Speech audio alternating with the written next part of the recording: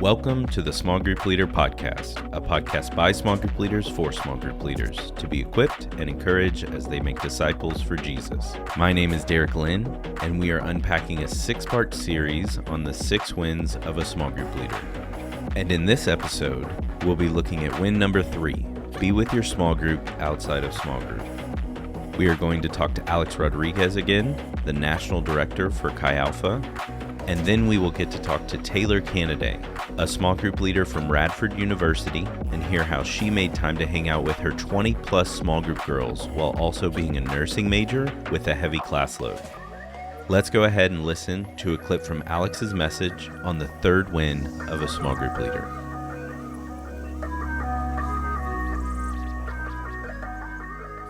Now, daily devotion to Jesus naturally leads to every conversation leading to Jesus. And every conversation leading to Jesus must find more than just the small group setting. Jesus cannot be confined to one day a week, which leads us to win number 3. I remember getting ready for the first large group service of the year with one of our rookie small group leaders named Lucas. He had just graduated leadership training. He was very eager to begin building a small group, and he was off to a very good start by connecting with 5 people. And as our large group approached, I told Lucas, be sure to bring these people to the worship service. And he responded, I already told them the address. They will meet me there. And I said, Lucas, if you do not bring them, they will not come. This is the first rule of any large group or small group. And he responded, no, professional missionary. I told my guys to be there. They will be there. And the first large group arrived. Lucas shows up by himself. He walks into the service with a large smile on his face, believing the entire small group is going to join him. And worship begins, and they're nowhere to be found. Announcements continue, and he's by himself. The preaching goes on, he sits down by himself. The altar call finishes, Lucas leaves by himself. And as he walks over to me after service, like Charlie Brown in every single holiday special, he says, I get it now. If you do not bring them, they will not come. And it was less Fields of Dreamsy, but it was something like that. And then next week arrives. And this time Lucas shows up with one guy, which is a massive improvement, mind you. And they enter into the small group service, but the small group member sits over here, and Lucas sits all the way over here. And after the service, I say, hey, man, you don't just want to bring them to large group. You want to sit with them. You want them to see you worship. You want them to see you be engaged with the message, demonstrate an engagement with Jesus, be an example, that kind of thing. So the following week, Lucas arrives to large group with the same guy. This time they both sit in the same section. But after large group was over, Lucas told his small group member, all right, I'll see you next week. And the two proceeded to get in 2 different cars, go in 2 different opposite directions. And I say to Lucas the next day, Lucas, why did you tell him that you were going to see him next week? And he responds, because I'll see him at the next large group. You're not going to see him this weekend? No. Well, when will you see him? Well, I'll see him for 2 hours at small group and then 2 hours at large group. I say, Lucas, if the kingdom of God is established through relationship, wouldn't that mean that your disciples should actually be your friends, not just your members? And after that night, he got it. He then spent the rest of his small group leading career studying with his guys who he was already planning to study, watching movies that he was already planning to see but with his people, having meals he was already planning to eat but with his people. Time was spent on purpose now with his small group. Now, he graduated, he's gone, he's probably 35 now. And this habit has led him to now taking gym breaks with about 15 work colleagues who now refer to him as pastor because of his every conversation leading to Jesus. Formal settings are not enough to produce fruitfulness. This is why win number 3 is be with your small group outside of small group. Simple as that. Be with your small group outside of small group. If we go 7 days between seeing our disciples, we are doing ministry wrong.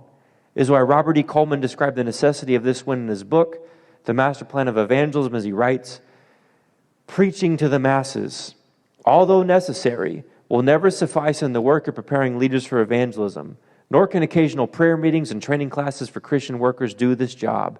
It requires constant personal attention, like a parent gives to their child. This is something that no organization or class can ever do. Children are not raised by proxy.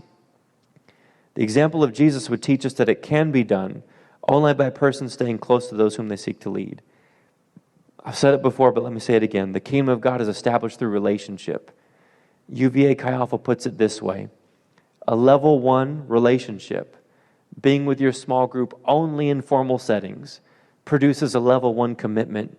Your people don't follow you to fall retreat. They don't participate in missions when invited. They don't become leaders themselves when they're invited. But a level 3 relationship, being with your small group outside of small group, close enough where your disciples can see your failures and your success, your honesty and your transparency.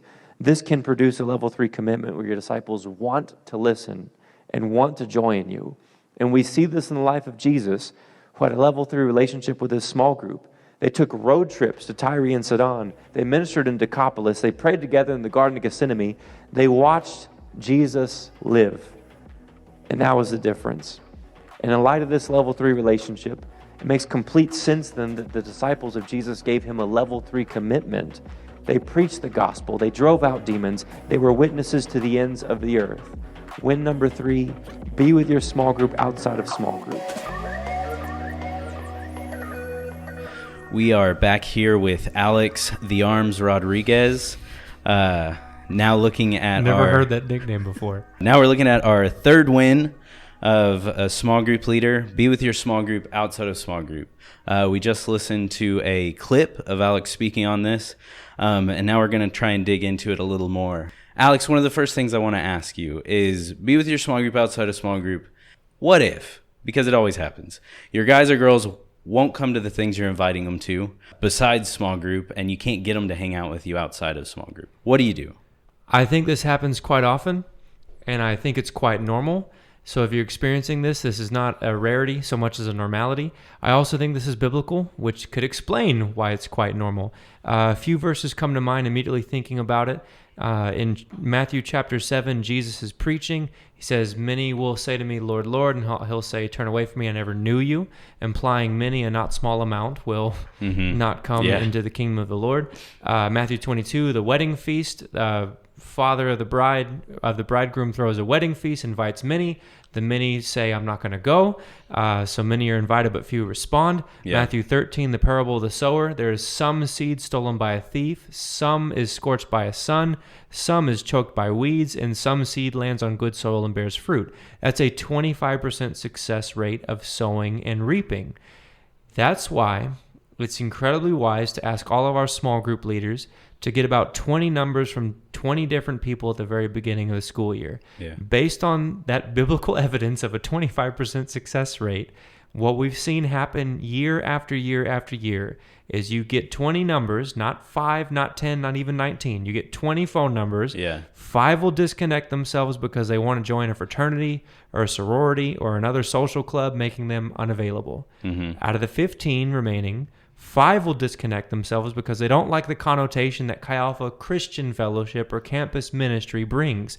When they went to college, they had something in line that was radically different than Christianity, and that's what they're going to pursue, making them unfaithful. And then out of the remaining 10, 5 will disconnect themselves when you start teaching the difficult sayings of Jesus, like love your enemy and die to self. The good news also implies this bad, difficult news, and that makes them unteachable. In other words, there will be people who do not want to be with your small group outside a small group or even inside your small group. Yeah. So if we invite the many, then you can disciple the few. And if you go out and start with these 20 phone numbers, it will have this natural way of withering down to 5 faithful, available, teachable people. So that's what we recommend. If you don't have a small group that wants to hang out outside a small group, simple solution is go out and find, feed, and fight for more people who will then become those faithful, available, teachable disciples. So would you say it would be better to have 5 or even 4 fully involved people rather than 10 partially involved people?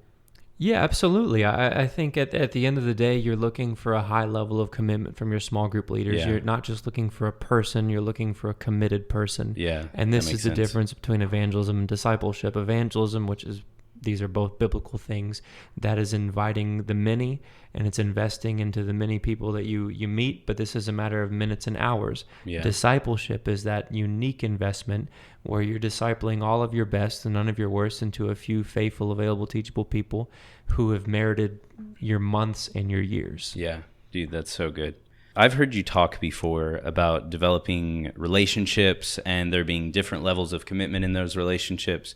Can you take a few minutes to explain a little about how that's tied to being with your small group outside of small group and what those levels of commitment mean? Yeah, there's some good terminology that UVA Chi Alpha put together for all of us on the levels of commitment from a small group member and how it's proportional to the level of relationship with the small group leader. Yeah. They say if you have a level 1 relationship, only being with your small group in small group, there's a lower level of transparency and intimacy because you're not living life together. You're only living 2 hours a week together. You may be their small group leader, but with 2 hours a week, they do not know you very well enough to call you a brother or a sister. And that's, I think, a problem when you're trying to grow relationships and grow commitment. A level 1 relationship of being with your small group only in small group produces small group members that don't go to fall retreat or SALT. They dismiss participation in missions either with a no or a camouflaged I'll pray about it. Yeah. And they don't volunteer to let Jesus do through them what he's doing in them by enrolling in leadership training class the following year to be a small group leader themselves. Yeah. But a level 3 relationship, being with your small group outside of a small group where they can see your highs and lows, experience your loves and hates, watch you love and wrestle with God, because they can see your Christianity when you're studying, when you're camping, when you're eating, when you're hanging out, not just in a small group setting. This produces a level 3 commitment from the small group leader. They're willing to go to the fall retreats and SALTs. They participate in missions. They become small group leaders themselves.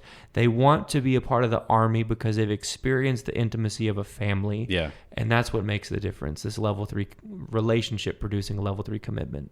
That's cool. That's a fantastic way to describe that helps me understand it. So you and a little bit of your backstory, you came to fully walk with God while you were part of a small group in college, just like we're talking about.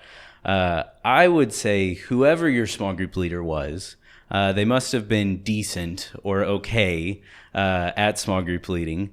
Looking back on it, do you remember your small group leader trying to spend time with you outside of your small group meeting nights or outside of what normally would be seen as small group time? And what did that look like for you when you were in a small group at college? Right. Yes, my old small group leader at Sam Houston State was a tall, skinny guy named Scroggins. Super lanky. That was his actual last name. Believe it or not a made-up name. But Scroggins was a phenomenal small group leader. In my opinion, if Sam Houston State had a ring of honor, he'd probably be the first name. But to answer your question, the way Scroggins would be with me outside a small group, I knew the things that he loved because he was in a band called Twinkie Enigma. I will never forget that. And he listened to this weird instrumental music where the title of the tracks were title of planets, and you had Mars and Jupiter and all this kind of stuff. Just stuff that I would never be into, Yeah. But when we would hang out, he would invite me to do things that were more catered to me. You know, we would go, he'd say, hey, do you want to play Madden football? Hey, do you want to grab a cheeseburger at Whataburger, which is always a default yes for me. Hey, do you want to watch and or play football? Like, he knew how to speak my love language, and because he knew how to speak my love language, I, of course, wanted to hang out with him because I love me and therefore doing what excites me. Yeah. And in the process of this, I would find out who he is and what he loves too. But I think that's huge for any small group leader. If you're going to be with your small group outside a small group, you can't just do what you want to do all the time. You have to learn to develop taste buds for what your small group members really love. If for some of our small group leaders in the past, if they had a guy in Chi Alpha in their small group that loved UFC fighting, they would Google and learn all the moves and all the names and all the fighters. This is what you did, you know. We had small group leaders that if their girls love sewing, they bought sewing machines, they figured this out, this terminology, so on and so forth. That's the key to being with your small group outside a small group. You can't just love what you love. You have to learn to love what they love. Yeah. Dude, that's so good. Become all things to all people so you can... That's it. So him doing that with you, how did it affect not just the way you interacted with him, but the way you interacted with the other guys in the small group? I think whether Scroggins did this on purpose or on accident, the more we saw each other, the other small group members, the more we knew each other. Yeah. And the more we knew each other, the more we trusted each other, to the point where it wasn't just one member being vulnerable with the small group leader. We were all being vulnerable and transparent with each other all the time. I think the fastest way to take the wind out of the sails of a small group leader is to have a small group lesson, say on love one another or carry each other's burdens or whatever it might be. And after the small group is over, after everyone has prayed and cried, a small group member goes up to the small group leader and says, "Hey, can we talk after this?" That's always crushing because that means something went in one ear and out the other. Yeah. They only trust the small group leader in those kind of scenarios. We want to create an environment where people can say in front of their brothers, in front of their sisters, "Hey, can we talk about this right now together?" Yeah. That's much better to handle something collectively as opposed to handle it personally. Yeah. That's when you know you're on to transparency of a community. And that's what he did for us. The more we spent time with each other in small group, the more we trusted each other in it and well beyond it. Dude, that's awesome. So what would you say to a small group leader that whether they know it or not, they might be leading their people at kind of an arm's length because they don't necessarily want to give up time that they have with their already close friends, if that makes sense? Yes, that does make sense. And I think this happens from campus to campus. Yeah. There comes a phase in every growing Chi Alpha where you have to spend more time with the small group you're building than the small group that you came from. That's good. I think, is the normal cycle of life. A man leaves his mother and father to be united with his bride. We call that maturity. The normal cycle of Christianity, a person leaves their spiritual parents, they leave their small group to be united to the spiritual disciples that they're trying to build within their own small group. That's what we call responsibility. Yeah. And you can't divert from that progression because that's just normal to the Christian life. Yeah. So that would be my advice, that a growing Chi Alpha, if you want to value the kingdom of God, it doesn't mean that one group of friends is becoming gold while the other group of friends is becoming silver. Yeah. It just means that you need to spend a lot of time helping babies become brothers and sisters who can then become parents, who can raise up new babies, who become brothers and sisters, who can then become parents, and so on and so forth. And that's worth it. Yeah. Not to the neglect of the old fellowship, but to the value of the newest one. Yeah. That's godly. That's awesome.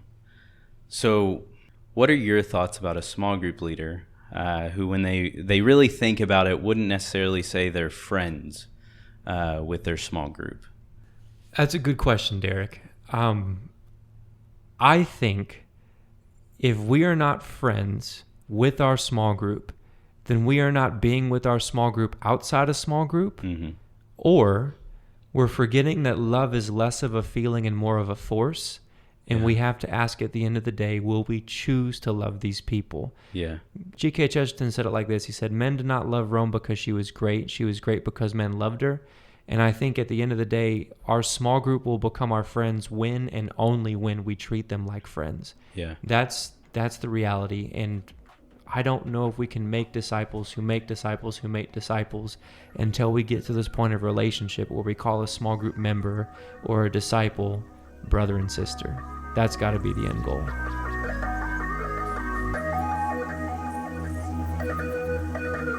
All right, we're here with Taylor Cannaday, small group leader at Radford University. For today's point, spending time with your small group outside a small group.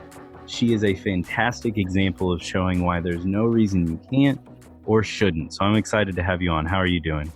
I'm good. Yeah, it's good to be here. Let's go ahead and jump into the first question. Overall, why do you think it's important to spend time with your small group, for you, your small group girls, outside of just a small group meeting? Yeah, I think this is a great question, just because it is important for all small group leaders to understand why they do everything that they do and not just them of doing things. For me, I think that trust and vulnerability in relationships aren't built if you only allow people to see parts of your life.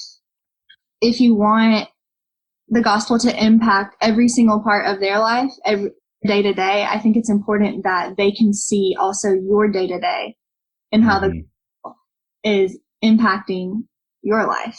Yeah. I think the better answer to this is really that by example, it's what Jesus did. He spent time with his small group. And so I think that we all should too. Yeah, for sure. So looking at your story specifically, how many girls, say the past couple years, around about how many girls have you had in your small group? So each year, me and my co-leader came from like a previous small group that I was discipling her, and then she joined me as my co-leader. Okay. And so altogether, leading the past 3 years, it's anywhere from 15 to the max we've had is 30. Dang. So you're co-leading with a girl who you yourself helped disciple and now is co-leading with you, and y'all have anywhere between 15 and 30 girls. What's your class load? What's your major? Did you have a heavy class load? Was it pretty light? So my major is nursing. Okay. So if you don't know what nursing majors do, we don't really choose our schedules. They're made for us. So 2 days out of the week, we have 8-hour classes. Another 2 days out of the week, we have 8 to 12-hour clinicals. Another day we'll have like a couple hour, like a lab or a study time or a simulation or something like that. So safe to say your major kept you busy. Yeah.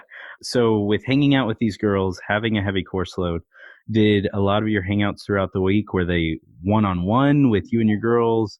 Were they 2-on-1s? Were they you plus 15 of them at a time? Like what did it normally look like throughout the week, and how many girls you were able to hang out with at a time? I think it was all of those different ways.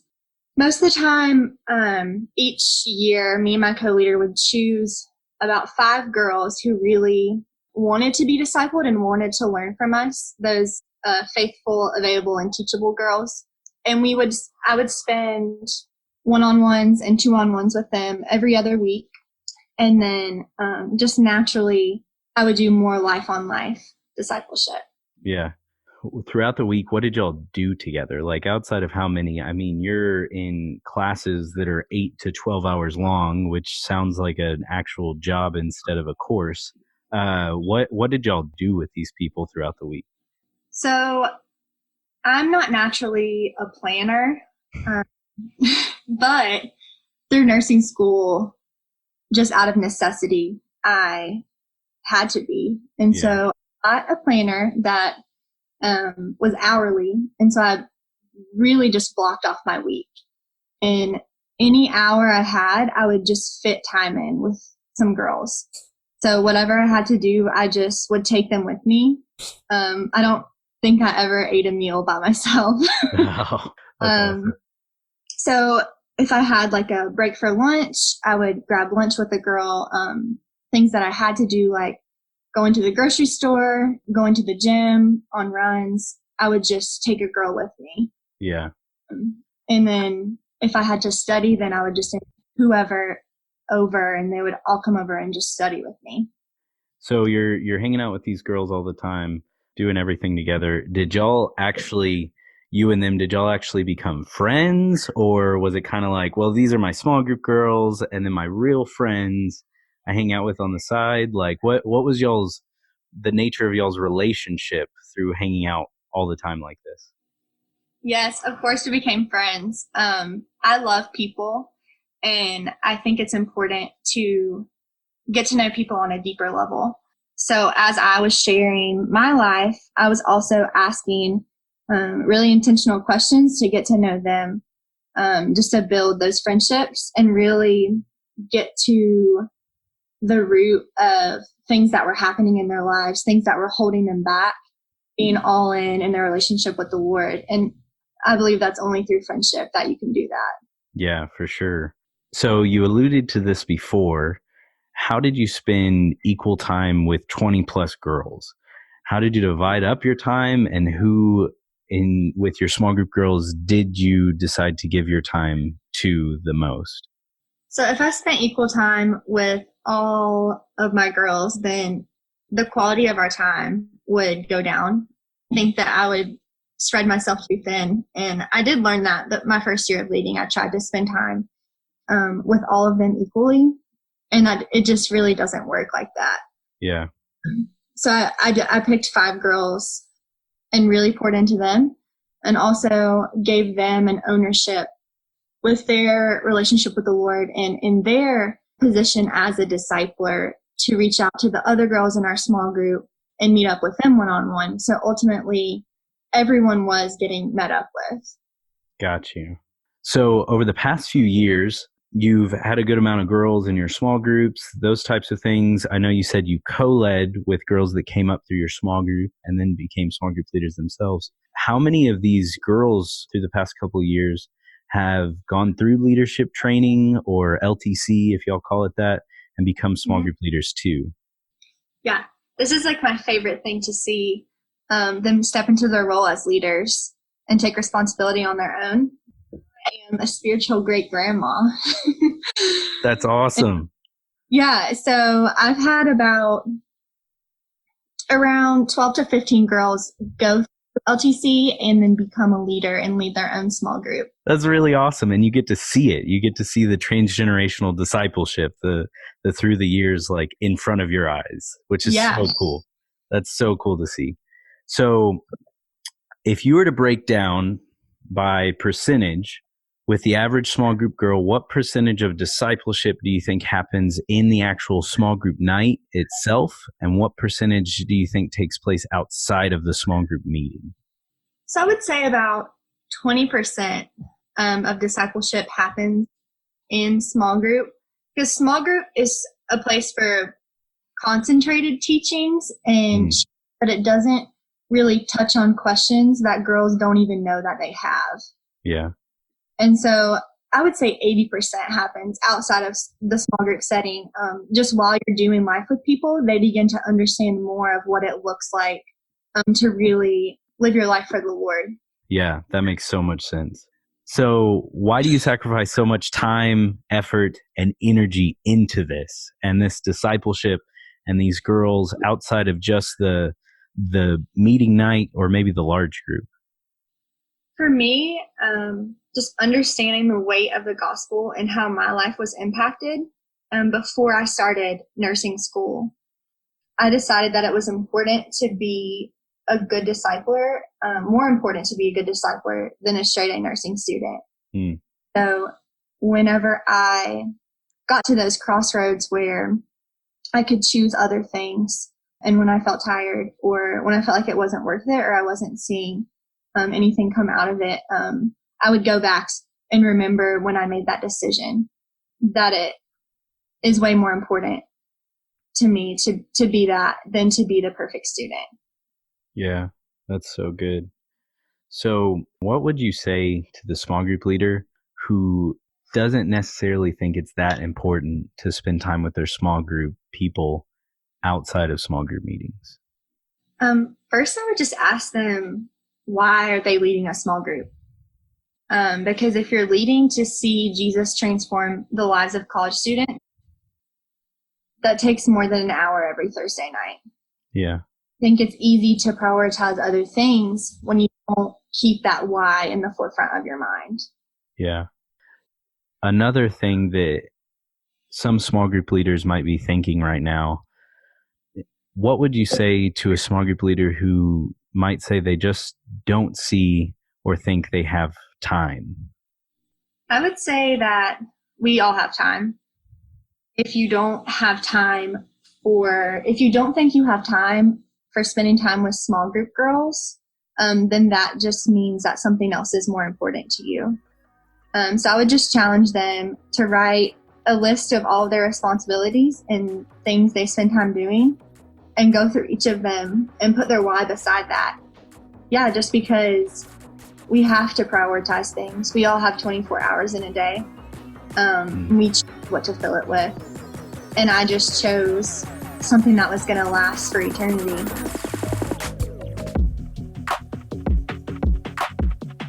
Thank you for listening to the Small Group Leader Podcast. Our goal is to equip and encourage you as you go out and make disciples who make disciples.